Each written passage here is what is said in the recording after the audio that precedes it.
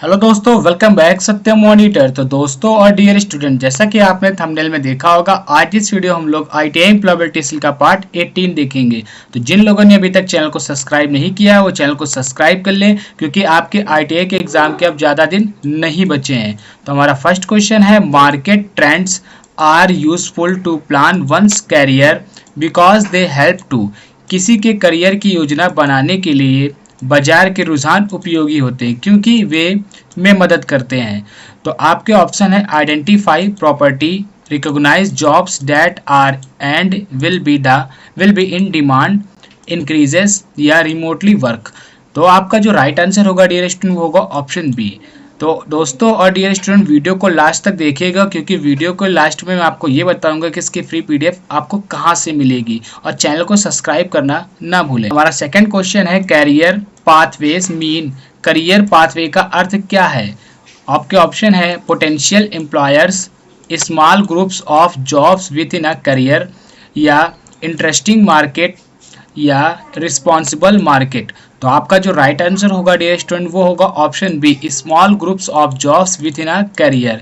तो career pathway का mean हमारा यही होता है। हमारा नेक्स्ट क्वेश्चन है, the natural ability of a person to do something and how quickly he and she and can learn something is called. यानी किसी व्यक्ति की कुछ करने की स्वाभाविक क्षमता और वह कितनी जल्दी कुछ सीख सकती या सकता है उसे कहा जाता है। तो क्या कहा जाता है? अप स्किलिंग कहा जाता है, या री स्किलिंग कहा जाता है, या कैरियर पाथ, या एप्टीट्यूड। तो आपका जो राइट आंसर होगा डियर स्टूडेंट वो होगा एप्टीट्यूड। तो आपका राइट आंसर ऑप्शन डी हो जाएगा। हमारा नेक्स्ट क्वेश्चन है, a series of a number is given, you need to fill a number in the blank by understanding the pattern of the series. Fill in the number in blank of the question mark 47, 48, 51, 60 और 87 question mark. तो dear student, मैं आपको ये बता रहा हूँ कि ये क्वेश्चन यहाँ पे गलत है, क्योंकि इस एम्प्लॉयबिलिटी स्किल में ये वर्कशॉप का कैलकुलेशन क्वेश्चन कर क्या रहा है। ये भारत स्किल से जो निमी वाले हैं उन लोगों ने अपडेट तो की है क्वेश्चन बैंक, लेकिन अपडेट करने के बाद कुछ जो क्वेश्चन है जो एम्प्लॉयबिलिटी स्किल में होने ही नहीं चाहिए तो वो यहाँ पे इंक्लूड कर दिए हैं। तो फिलहाल मैं आपको इसका सोल्यूशन नहीं बताऊंगा, मैं सीधे इसका आंसर बताता हूं। तो इसका आंसर आपका 168 आएगा जब आप उसको पैटर्न पहचानेंगे। अगर मैं फुल सोल्यूशन बताऊंगा तो वीडियो बहुत लंबा होगा। नेक्स्ट वीडियोस में मैं आपको एम्प्लॉयबिलिटी स्किल के जितने भी मैथ्स के क्वेश्चन आए हुए हैं उन सबका सोल्यूशन बताऊंगा। तो आपका राइट आंसर ऑप्शन बी होगा। और भी आगे क्वेश्चन देखने को मिलेंगे, जैसे ये है। तो हमारा नेक्स्ट क्वेश्चन है, a man can reach and certain path in 40 hour in his if he reduce his speed by 1/15 he goes 5 kilometre less. यानी कि एक आदमी 40 घंटे में एक निश्चित दूरी पर पहुंच सकता है। यदि वह अपनी गति 1/15 कम कर देता है तो वह कितने समय 5 किलोमीटर कम हो जाती है। तो वह कितने समय में 5 किलोमीटर कम जाता है। तो तय की गई आपको कुल दूरी बतानी है। तो आप जब इसको सॉल्व करके लाएंगे और सॉल्व करने के बाद आपका जो आंसर निकल के आएगा वो आ जाएगा आपका 75। आपका राइट आंसर ऑप्शन सी होगा। हमारा नेक्स्ट क्वेश्चन है, 3 इज व्हाट परसेंटेज ऑफ 3000। 3000 का कितना प्रतिशत है? तो 3 जो है वो 3000 का 0.1% है। तो आपका राइट आंसर ऑप्शन डी होगा। हमारा नेक्स्ट क्वेश्चन है, a man bought a lamp for red 100 and sold it for red 120, how much profit did he make? What is the profit of percentage? एक आदमी ने एक दिया 100 रुपए में खरीदा और उसे 120 रुपए में बेचा, उसे कितने रुपए का लाभ या लाभ प्रतिशत हुआ?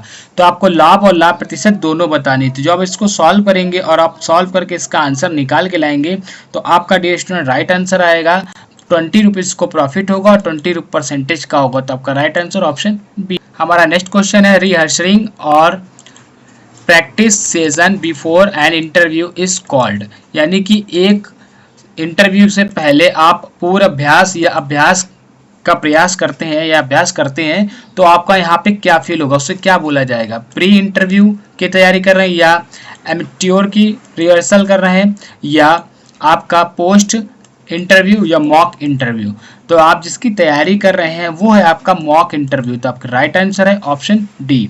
हमारा नेक्स्ट क्वेश्चन है, activities that one does during free time such as reading, gardening, writing, blogs are called, यानी खाली समय में की जाने वाली गतिविधियां जैसे पढ़ना, बागवानी करना, ब्लॉग लिखना, ब्लॉग लिखना कहलाती हैं। तो क्या कहलाती हैं? एक्सपीरियंस या हॉबीज या क्वालिफिकेशंस या ऑब्जेक्टिव्स। तो जब आप खाली होते हैं तो खाली समय में आपकी वो हॉबीज होती हैं, हॉबीज आपकी यानी इच्छाएं हैं, तो आप उसको लिख रहे हैं। तो आपका राइट आंसर ऑप्शन बी होगा। हमारा नेक्स्ट क्वेश्चन है, when a person is naturally good at doing something it is his and हर।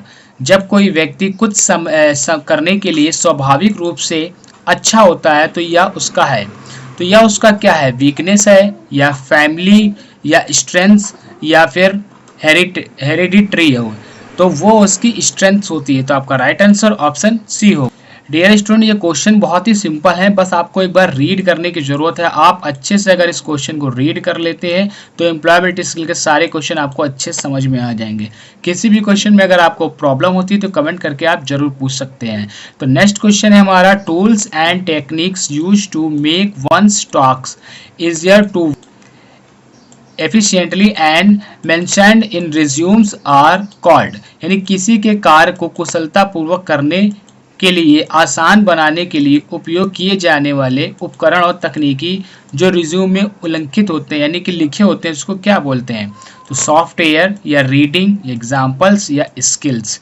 तो वो हमारे किस्में होते हैं, वो हमारे किस्में होते हैं। आप कमेंट करके बता सकते हैं डियर स्टूडेंट अगर आपको इसका आंसर राइट पता है, क्योंकि आपको कमेंट करने से आपको ये भी होगा कि आपको कितना आ रहा है, तो वो हमेशा आपके स्किल्स में आएंगे आपका। हमारा नेक्स्ट क्वेश्चन है, a paid period of training that allows you to learn a particular skills और set of skills while you work in the industrial is called, यानी प्रशिक्षण की शुल्क अवधि को जो आपको उद्योग में काम करने के दौरान एक विशेष कौशल या कौशल का एक सेट सीखने की अनुमति देती है, तो क्या कहलाती है? क्राफ्टिंग या अपॉर्चुनिटी या इंटर्नशिप या फिर अप्रेंटिसशिप। तो आपका जो राइट आंसर होगा वो होगा ऑप्शन डी, अप्रेंटिसशिप, क्योंकि आप जब ट्रेनिंग ले लेते हैं उसके बाद ही आपको कहीं पे वर्क या काम करने या जॉब मिलती है। हमारा नेक्स्ट क्वेश्चन है, the government of India promotes apprenticeship through, Bharat सरकार के माध्यम से शिक्षुता को बढ़ावा देती है। तो कैसे? नैप से या इंटर्नशिप से या फिर डेवलपमेंट या इंटरनेट या वेब कास्टिंग। तो नैप्स के थ्रू मिलती है। आपका राइट आंसर ऑप्शन डी होगा। आप सभी को पता होगा कि नैप्स क्या है। तो नैप से आपका नेशनल है और एन से आपका नेशनल होता है, ए से अप्रेंटिस और पी से पोर्टल्स, पीएस से पोर्टल्स होता है। तो आप सभी लोग नैप्स में रजिस्ट्रेशन कर लीजिए, क्योंकि आपकी जो अप्रेंटिसशिप मिलेगी वो नैप्स के रजिस्ट्रेशन के बिना नहीं होगी, उसमें आपका आईडी मिलती है। हमारा नेक्स्ट क्वेश्चन है, it is important to on the naps to apply for apprenticeship. Apprenticeship के लिए आवेदन करने के लिए एक नैप्स का होना महत्वपूर्ण है। तो क्या है? पोर्टल रजिस्टर्ड या रजिस्टर पोर्टल या रजिस्टर्ड पोर्टल या रजिस्टर फैक्स। तो आप सभी को पता होगा कि इसका आंसर क्या होगा रजिस्टर पोर्टल। तो आपका राइट आंसर ऑप्शन बी होगा। हमारा नेक्स्ट क्वेश्चन है, identify the professional networking platform from the giving option. दिए गए विकल्पों में से प्रोफेशनल नेटवर्किंग प्लेटफॉर्म की पहचान करें। तो जो प्रोफेशनल नेटवर्किंग प्लेटफॉर्म कौन सा है? डियर स्टूडेंट, ये क्वेश्चन मैं पहले भी बता चुका हूँ, कई बार आया भी है, आपको मैंने आंसर इसका बताया था, लिंक्डइन। तो आपका राइट आंसर ऑप्शन डी होगा, लिंक्डइन। लिंक्डइन एक प्रोफेशनल नेटवर्किंग प्लेटफॉर्म है।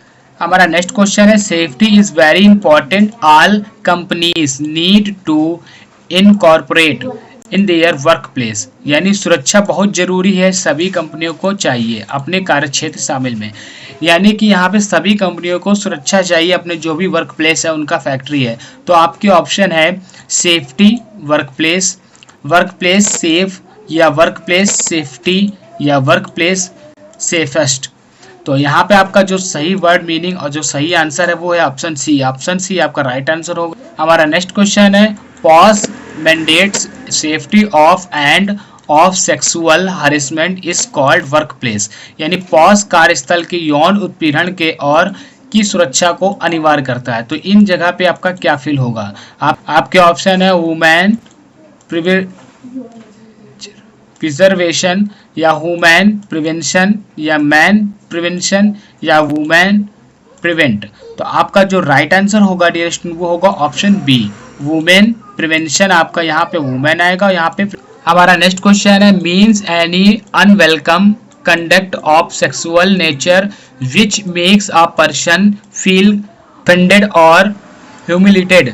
तो आपको यहाँ पे कौन सा वर्ड फिल करना होगा, पूछा है कि का अर्थ यौन प्रकृति का कोई भी एक अप्रिय आचरण जिससे व्यक्ति को ठेस पहुंचती या अपमानित महसूस होता है। तो आपके ऑप्शन दिए हैरेसमेंट, डोमिनेशन, सेक्सुअल हरेसमेंट या सेफ्टी। तो आपका राइट आंसर होगा ऑप्शन सी, सेक्सुअल हरेसमेंट। हमारा नेक्स्ट क्वेश्चन है, ICC with respect to pause and sexual harassment mean, यानी पॉज का यौन उत्पीड़न के संबंध में आईसीसी का मतलब है क्या है, इंटरनल क्रिकेट कमेटी या इंटरनेशनल कंप्लेंट कमेटी या इंटरनल कंपनी कमेटी या इंटरनल कंप्लेंट कमेटी। तो आपका राइट आंसर होगा ऑप्शन डी। आज का हमारा लास्ट क्वेश्चन है, means the practice of keeping your self and your surrounding neat and clean. तो स्वयं को और अपने परिवेश को स्वच्छ और स्वच्छ रखने का अभ्यास। तो हेल्थ या फिर सेफ्टी या कम्युनिटी या हाइजीन। तो आपका राइट आंसर होगा dear student option D, hygiene. तो डियर स्टूडेंट आज मैंने आपको एम्प्लॉयबिलिटी स्किल का पार्ट 18 करा दिया है, जल्दी आपको पार्ट 19 मिलेगा। तो प्लीज चैनल को सब्सक्राइब कीजिए और इसकी फ्री पीडीएफ लेने के लिए टेलीग्राम पे जाके सर्च कीजिए सत्य मॉनिटर, या फिर आप मेरे चैनल पे जाके लिंक पे क्लिक कर सकते हैं, वहाँ पे भी आपको टेलीग्राम का लिंक देखने को मिलेगा, या फिर मैं डिस्क्रिप्शन में इसके लिंक दे दूंगा, वहाँ से जाके आप लिंक पे क्लिक करके चैनल को ज्वाइन कीजिए और इसकी सारी फ्री पीडीएफ आपको मिलेंगी। जल्दी मिलते हैं पार्ट 19